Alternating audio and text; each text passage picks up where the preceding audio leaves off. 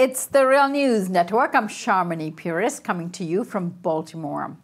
In the opening remarks of the State of the Union speech, President Donald Trump referred to the climate disasters that struck the United States this past year.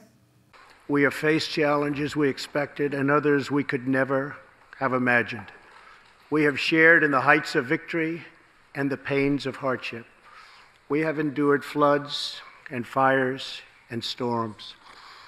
But through it all, we have seen the beauty of America's soul and the steel in America's spine.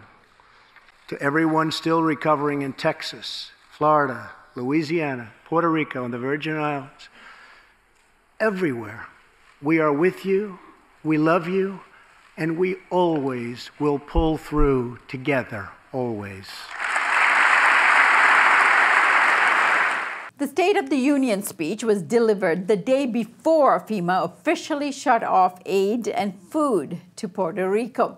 Trump also bragged about his administration's rolling back of environmental regulation, promotion of fossil fuels, including the so-called clean coal, all of which are very much drivers of climate change, fueling more intense disasters such as Hurricane Maria, Irma, Harvey, that devastated Puerto Rico, Texas, and the Gulf Coast states.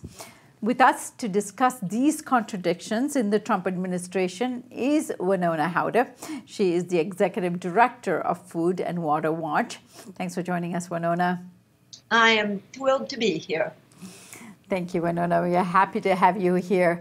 Wenonah, Trump applauded the individual efforts of a Coast Guard helicopter pilot flying into the face of Hurricane Harvey, and of course, a California firefighter saving lives. He affirmed support for survivors of climate disasters, but that was done the day before FEMA cut off aid to Puerto Rico, which still has 20% of the population without power and many lacking access to clean water. All the while, he was praising the rolling back of environmental regulations. I know this is a tall order I'm asking you, but explain these inherent contradictions that are going on. Well, first of all, we know that Trump is a performer. He is able to have lies roll off his tongue and make it sound as if it's something else altogether. So, I think it was easy for him to talk about individuals and their role, while those of us who follow what's going on can see that it's really about privatizing everything possible and making money for Wall Street while pretending to help his base. Trump has an incredibly dystopian view of the world, and he is easily able to be very cynical without even trying. Wenonah, President Trump again talked about clean coal as he did in his campaign trail, going through states like Kentucky and West Virginia. He often talked about bringing back coal jobs. Now, the State of the Union was no exception. He did talk about clean coal once again. Repeat for us, and I know you've talked about this before with us, can coal be clean, and is it a job provider? Well, first of all, he is not bringing back coal. Coal is a old, dirty energy technology, and with all of the drilling and fracking, natural gas is just cheaper to use today, even though it's very dirty and the methane is making climate change worse. So he can talk about the war on coal and pretend that he's going to bring coal back, but it's not coming back, and it's for economic reasons. It's just another one of his very cynical takes on what's going on. And actually, to talk about clean coal is really an incredible lie, because coal is extremely polluting. There's no evidence that there's any technology to make coal really cleaner and to make the carbon pollution go away. And so the idea that we would continue to use coal is really, it's criminal.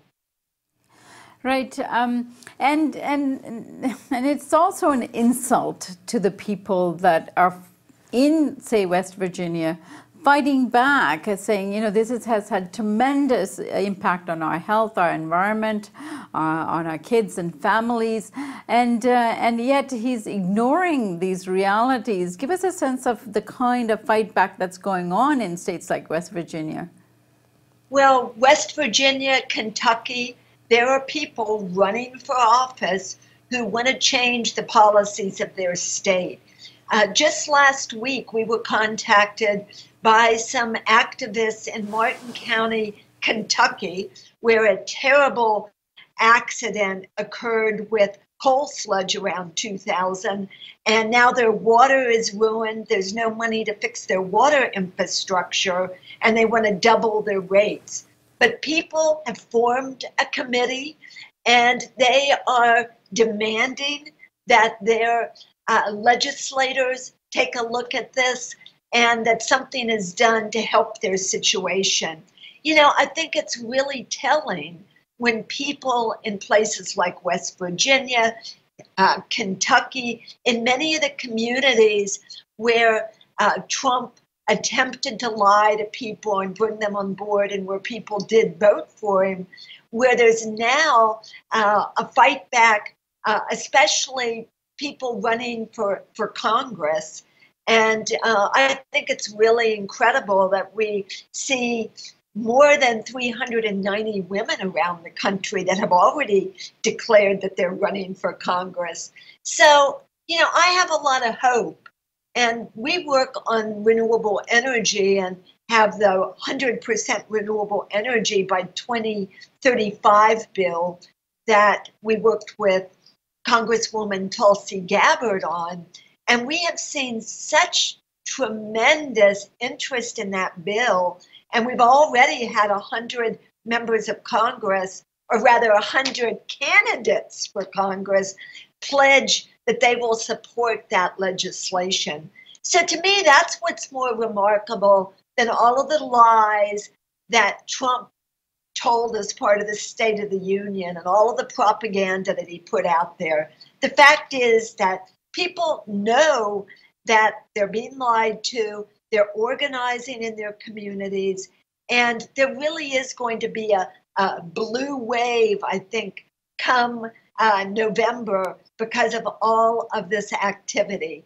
So rather than being discouraged by Trump's dystopian view, his view of the future being one that's neo-feudal, I really have a lot of hope that we're going to turn things around because people, millions of people, have been activated.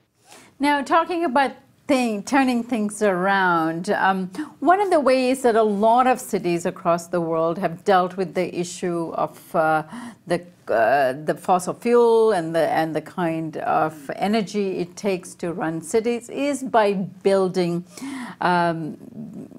high-speed railways, building better infrastructure for transportation and so forth. But Trump did talk about infrastructure building last night. Let's listen. I am asking both parties to come together to give us safe, fast, reliable, and modern infrastructure that our economy needs and our people deserve. Tonight, I'm calling on Congress to produce a bill that generates at least $1.5 trillion for the new infrastructure investment that our country so desperately needs. Any bill must also streamline the permitting and approval process, getting it down to no more than 2 years and perhaps even 1. Now, Wenonah, President Trump called on both parties to come together to pass a major infrastructure bill. He called on Congress to allocate at least $1.5 trillion to overhaul the nation's bridges and roadways. And normally when we talk about infrastructure, we think, oh, great. It's about updating and making things run more efficiently and using less energy and so forth. What's Trump thinking about here? Well, this is one of the most disingenuous pieces of his State of the Union and actually what his advisors are putting out there. Let's be clear. This is a made-up number. There is no new money being proposed. What the Trump administration wants to do is take the $208 billion that generally is in the federal budget and do what they call repurposing it. That means they want to open it up so that it can be leveraged by Wall Street. There can be higher interest rates. They will incentivize communities that privatize their infrastructure repairs, whether it's water system or something to do with transportation. Those communities would get some of this pot of money. This is all about raising rates and costing Americans more money.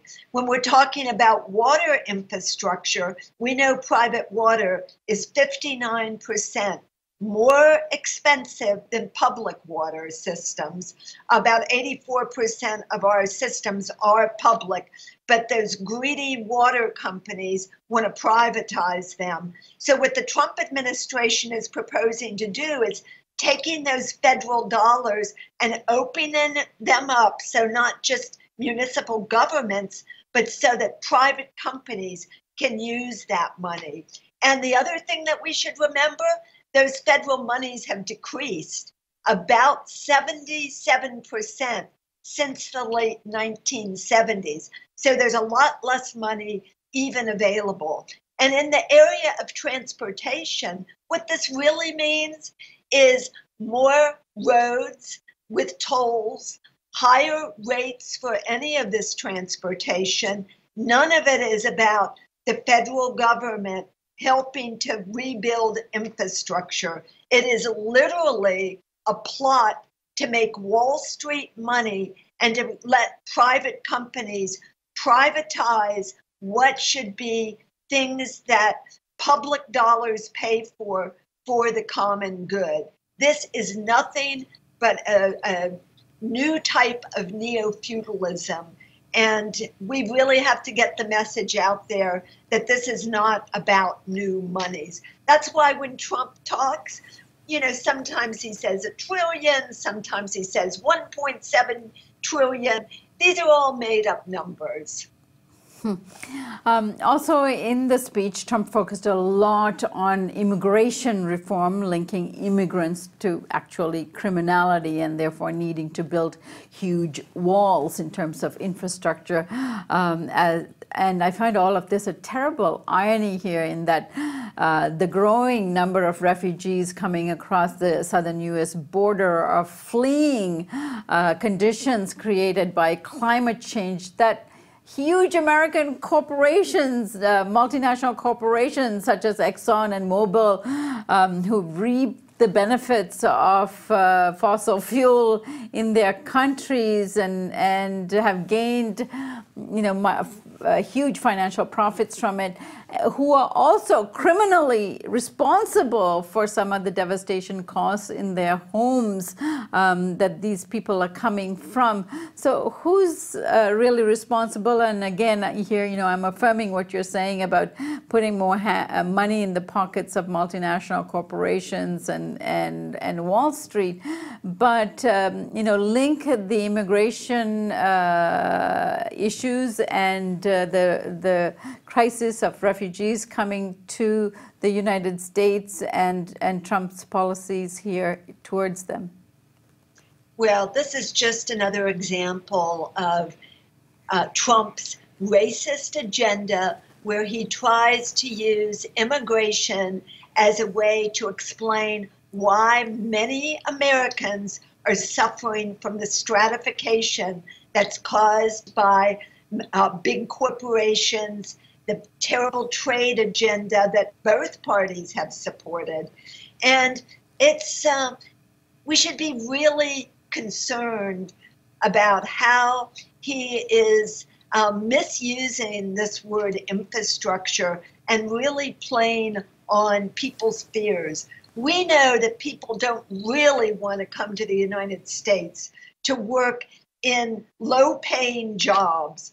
But these policies, these U.S. policies, whether it's trade, whether it's the policies that are causing climate change, whether it's all of the problems that are causing droughts and the world water crisis, these are problems that in large part have been caused by the United States and are making people flee so that they can have some kind of hope to provide for their family. So again, it's just the worst kind of racist talk.